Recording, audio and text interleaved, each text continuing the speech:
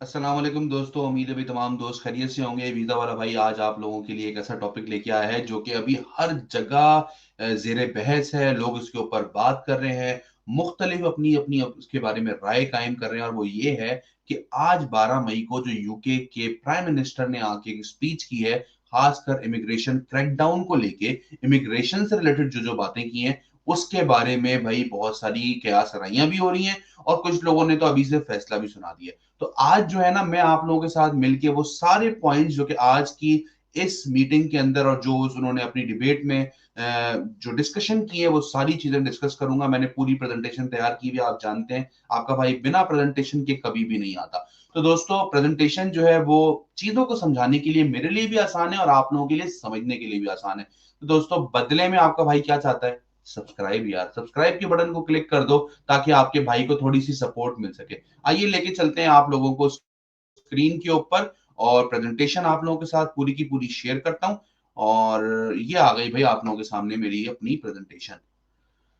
अच्छा जी, UK immigration white paper 2025 की changes and impact. ठीक है ना, क्या क्या चेंजेस आई हैं और क्या क्या इम्पैक्ट आई है। तो भाई देखिए मेरा भी अपना एक ओपिनियन है, बहुत सारे लोगों का अपना एक ओपिनियन होता है। तो जो मैं चीजों को देख रहा हूं, समझ रहा हूं, मैं वो आप लोगों को समझाने की कोशिश कर रहा हूं। लेकिन अभी तक कोई भी फैसला नहीं आया, ना ही मैं आप लोगों को लीगल एडवाइस दे रहा हूं। मैं आप लोगों को समझा रहा हूं कि भाई ऐसा हो सकता है, ये चीजें उसमें डिस्कस की हैं और जो डिस्कस की है वही बता रहा हूं। ठीक है, सबसे पहला क्या है कि graduate route reduced and restricted. अब होता क्या था भाई, पहले तो क्या होता था कि लोगों ने एक स्कीम बनाई हुई थी पाकिस्तान, इंडिया, बांग्लादेश, बहुत सारी जगहों पे कि भाई बीवी का एडमिशन कराओ, साथ डिपेंडेंट पे आओ, बच्चे लो, यहाँ पे आके मस्त काम वाम करो। उसके बीच में ही जॉब हो गई तो जो है वो अपना जॉब पे वीजा कन्वर्ट करवा लिया आपने। फिर उन्होंने ये किया कि उन्होंने बोला भाई अब जो है ना हम डिपेंडेंट को भी नहीं आने देंगे और अगर आपकी दौरान स्टडी जॉब हो गई तो हम मानेंगे नहीं। आपको पहले जिस कोर्स के लिए आया हो ना वो कोर्स पूरा करो, क्योंकि यूनिवर्सिटीज को लॉस हो रहा था। लोग आते थे 3-4 महीने में ही जॉब पकड़ लेते थे कहीं ना कहीं जुगाड़ लगा के और भाई वो जो है ना वो कोर्स छोड़ देते थे, उन्हें कोर्स की जरूरत ही नहीं होती थी। टीयर 4 से टीयर 2 पे उनका वीजा आया था कन्वर्ट होके। अब उन्होंने उस चीज को कंडेम कर दिया। दूसरा, आपका जो पीएचडब्ल्यू होता था पहले, post post graduate study visa, वो होता था 24 मंथ्स का, मतलब कि 2 साल का। अब ये लोग ये सोच रहे हैं कि उसको भी कम करके 18 महीने का कर दें। मैं दोबारा बता रहा हूँ, ये सारी वो चीजें हैं जो प्रपोज हुई हैं, अभी डिस्कस हुई हैं, अभी पार्लियामेंट में जाएगा, आगे फर्दर डिस्कशन होगा, उसके बाद कोई रूल बनेगा। लेकिन अभी ये चीजें जो है ना ये अब जेर बहस आ चुकी हैं कि ये सारी चीजें होने का चांस बन रहा है। then condition will become stricter regarding the types of jobs graduate can accept। अच्छा, अब इन्होंने एक और चीज कर दी है भाई कि ऐसा नहीं है कि जो ग्रेजुएट होंगे उनको कोई भी जॉब मिल जाए जिसके अंदर स्पॉन्सरशिप हो सकते हैं। अब वो ये करेंगे कि कुछ जॉब जो है ना सेग्रीगेट करेंगे, कुछ कम करेंगे, मतलब कि क्राइटेरिया को और टफ कर देंगे कि भाई जो स्टूडेंट आ रहा है ना उसको जो है ना जॉब मिलने में मुश्किल हो और वो ज्यादा से ज्यादा स्टूडेंट जो है ना वो वापस पाकिस्तान ही जा रहा हो। अच्छा, देन उसके बाद आया था skilled worker rule, tougher rules. अच्छा, अब स्किल्ड वर्कर के ऊपर कोई, जैसे पहले लोग आते थे, कोई दर्जी आ रहा है यहाँ पे, कोई हेयर ड्रेसर आ रहा है यहाँ पे, कोई कुक आ रहा है, कोई जलेबी मेकर आ रहा है, बहुत सारी जॉब्स थी यहाँ पे। अब उन्होंने बोला भाई इसको हम टफ करेंगे। सबसे पहले उन्होंने बोला कि भाई डिग्री जिसके पास नहीं होगी ना उसकी हम जॉब होगी ही नहीं। डिग्री तो जॉब की रिक्वायरमेंट होगा। अब जाहिर सी बात है जब डिग्री जॉब की रिक्वायरमेंट हो गई तो बहुत सारे लोग जो हैं वो, बहुत सारे जॉब प्रोफेशन जो है वो उससे आउट हो गए, क्योंकि बहुत सारे जॉब प्रोफेशन ऐसे हैं इसमें डिग्री की जरूरत नहीं है उस तरह से। तो ये वाली उन्होंने अब एक चीज कर दी है। ठीक है, दूसरा उन्होंने ये बोला है भाई कि अब हम एक नई टेम्पररी शॉर्टेज ऑक्यूपेशन लिस्ट लेके आएंगे जो जिसके अंदर जो है ना क्वालिफाइंग स्कोर जो है ना वो सेक्टर कम होंगे। मतलब कि अगर ऐसे मिसाल के तौर पर पहले 25 सेक्टर के अंदर जॉब्स आती थी तो अब जो हम नई लेके आएंगे ना उसके अंदर सिर्फ 5 के अंदर आ रही होगी। तो इस तरह का उन्होंने कुछ प्लान अब सोचा है। दूसरा, existing work visa holders can still, अच्छा जिनके पास अभी एग्जिस्टिंग है वीजा वो तो अपना जो है ना वो वीजा चेंज भी कर सकते हैं और वीजा एक्सटेंड भी कर सकते हैं। मिसाल के तौर पे जब भी ये पॉलिसी इंप्लीमेंट होती है, अभी तो ये पॉलिसी इंप्लीमेंट हुई नहीं है, इमेजिन कर लें कि ये 2 महीने बाद होती है, तो जो लोग उससे पहले स्किल्ड वर्कर रूट के ऊपर आए हुए उनके ऊपर तो ये अप्लाई नहीं हो रही होगी। ठीक है, new applicant will face tougher entry criteria. जो नए आने वाले लोग हैं उनके लिए क्राइटेरिया मजीद टफ बनाने की कोशिशें हो रही हैं।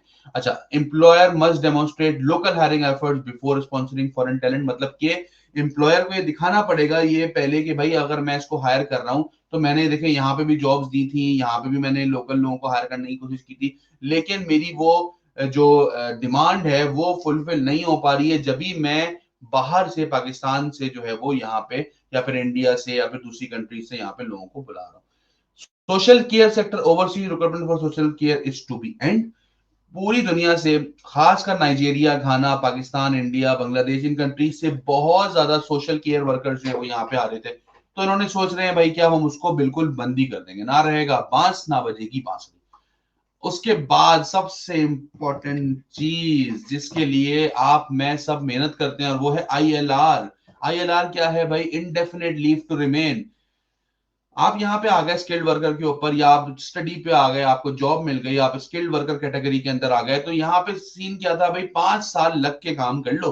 5 साल काम करने के बाद आप ILR के लिए क्वालिफाई हो गए। तो 5 साल के बाद आप अपनी ILR अप्लाई कर दोगे, और 5 साल के बाद फिर आपको कोई टेंशन ही नहीं है, वीजा वीजा की कोई जरूरत ही नहीं है, फिर आप जब तक रहना है आप रहो। लेकिन अब वो लोग ये बोल रहे हैं कि भाई हम इसको बढ़ा के 5 साल से हम करना चाह रहे हैं 10 साल का। अच्छा, 5 से 6 भी नहीं, 7 भी नहीं, 8 भी नहीं, डायरेक्ट 10 डबल के ऊपर लेके जा रहे हैं। ठीक है। दूसरा, कुछ हाई स्किल्ड और हाई कंट्रीब्यूशन इंडिविजुअल जो है ना, उनके लिए वो उसको उतना ही रखेंगे। जैसे डॉक्टर्स हैं, इंजीनियर्स हैं, कुछ हाई टेक बेस्ड जॉब हैं, कुछ AI बेस्ड जॉब हैं, जिनका उनको लगता है कि ये सोसाइटी में बहुत ज्यादा कंट्रीब्यूशन दे रही है। अब उनके हिसाब से वो ये बोल रहे हैं कि भाई हम जो है ना उनमें थोड़ी सी रिलीफ देंगे। ठीक है, अब ऐसा एज्यूम किया जा रहा है।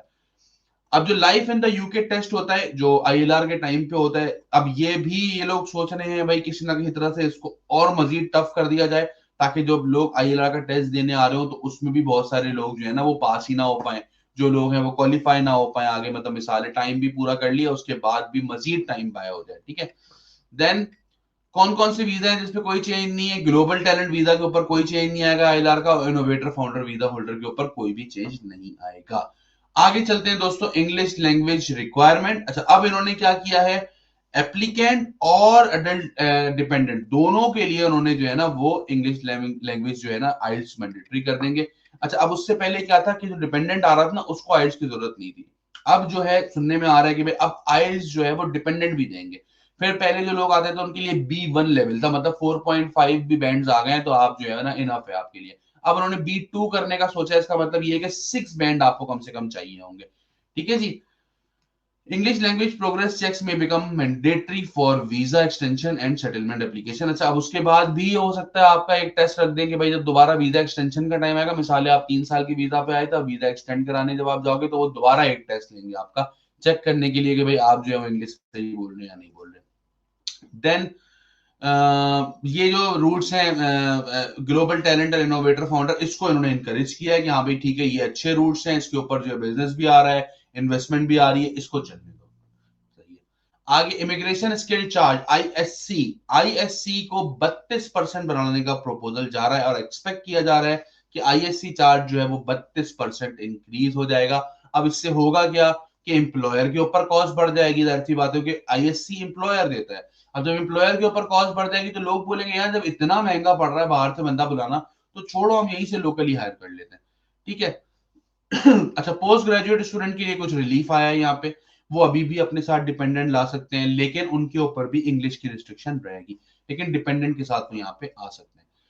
Timing and transition still to be announce. अच्छा, अब अभी तक देखिए कोई एग्जैक्ट डेट टाइम कुछ भी अनाउंस नहीं किया गया है। ठीक है। अच्छा, अब जो यहाँ पे पहले से हैं वीजा पे उनको तो कोई मसला नहीं है, लेकिन जो लोग बाद में आएंगे उनको एक्सपेक्ट कर रहे हैं कि मसला होगा।